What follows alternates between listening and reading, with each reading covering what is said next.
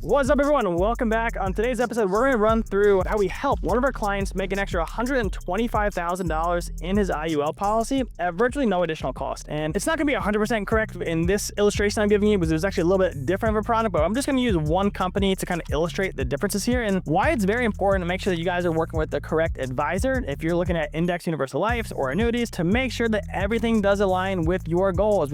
There's ways to make stuff look good, but there's ways to also make stuff better. And if you ever want to chat with us, just go ahead to our website over at 360financialgroup.com to the contact page, and I will personally send you a message to run through some different options that you have.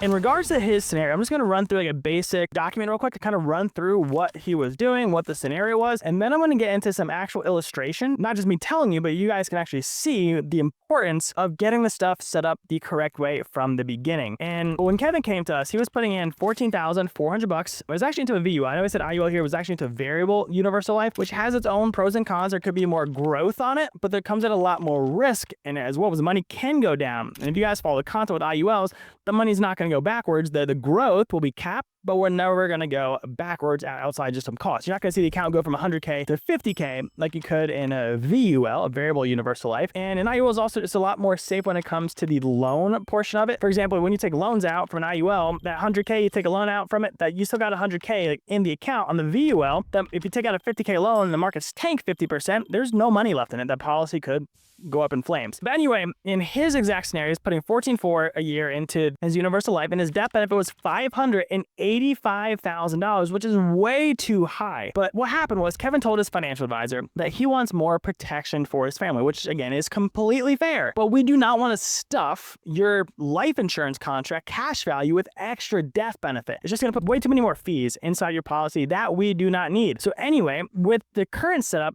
Kevin's projected to have about $385,000 of cash value after 20 years, which could sound amazing, right? That does sound like it could be good, but there's ways to make this a heck of a lot better. That's what we specialize in, and making sure we can make that better for you guys as well. I forget I told you, but again, my name is Dan Trinati. I'm the CEO and founder of 360 Financial Group and the Trinati Insurance Agency. So we're going to go through how we do stuff over on our side. So we're not going to virtually change his budget at all. So we're going to do a two-pronged setup for him. And again, I'm going to show you guys an illustration in just a second to hopefully this starts making a bit more sense for you. But instead of just an IUL with cash value and death benefit on one, we do again a two-pronged approach. We're going to put a new IUL at $14,400, and it's actually going to drop his death benefit down to about $270,000. Lower the death benefit is in an IUL, the more cash that's going to grow inside because there's less fees and less cost of insurance inside the policy. In this new one, after 20 years, his estimated cash value is going to be roughly $510,000. And for purposes of this example here, I'm going to use National Life Group, their software. If we use Allianz, it'd actually be a bit more cash value projected, which we're actually setting them up with an Allianz policy. But just to keep everything simple, we're going to use some National Life Group examples here, just again to keep it very simple for you guys as you are following. And then the second thing, Kevin still wanted some more death benefit for his family. He told his financial advisor that he wanted about $585K of life insurance in place. So what we did for Kevin instead, we added a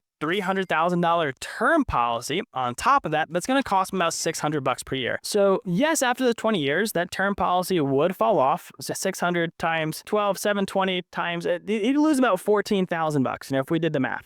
But his cash value is now going to be about $510,000. So that's about $125,000 extra.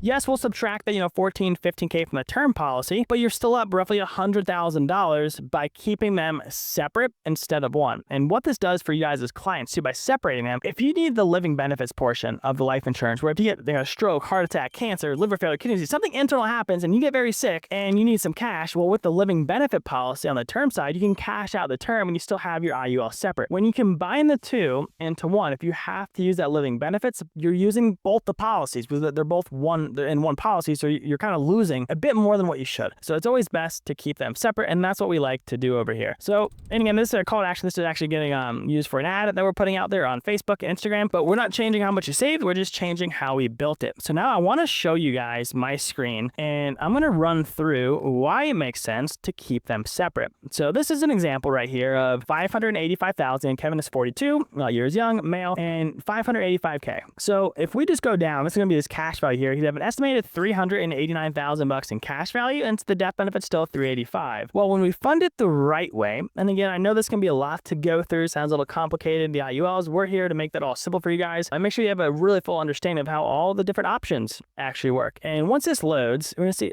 we don't want to use that. We want to use what's called a minimum death benefit, and we're going to use what's called an increasing death benefit strategy. So this is going to be the same amount, but you're going to notice after 20 years, I want to show you guys what it's, and this, again, this is just an estimation here of what the policy should do. After those 20 years, we'd have about $510,000 inside the account, and oh my goodness, there's a B right in the middle of my camera lens. Okay, thank you for leaving. And his death benefit now is actually going to be a bit higher. So same premiums, but more cash value. And the reason that this is actually increasing, since the cash value is growing so much faster this way, it's naturally going to push the death benefit up. And there's technical reasons on why that happens. I'm not going to get into all the technicalities on this point in time, but it's just really good to know we don't want to combine the two. So we keep them separate. And then what we do on the back end, we're just going to, let me go over here. We got to make a little term policy again. And this is just an example of a term policy. So now we're looking at a $300,000 term policy on this side, and it's going to be for 20 years. So yes, after those 20 years, it would go away. And if you look at down here in the bottom left, if it comes back in average health, it'll be $643 per year. But by keeping them in separate policies, instead of the first policy, right, we would have had the 585 from the beginning, but then it would stay kind of, the death benefit is going to stay roughly at 585, and the cash value would be at under 400K. And on this side, when we keep one IUL for max cash value and then another term policy on the side, you actually end up having more coverage. You know, in year 15, you're gonna have like $700,000 of coverage. So you're actually getting more coverage, and you're gonna have roughly $510,000 sitting in there in cash value. So keeping them separate is a lot better for you as the client than combining them into two, thinking you're killing two birds with one stone. Sometimes, yes, it can make sense, but in this scenario, we do not want to do that. So I hope this was helpful. If you guys have any questions, or if you want to run through an IUL strategy, an annuity strategy, again, just go to 360financialgroup.com, go to the contact page, fill out the form, and look forward to connecting. Bye.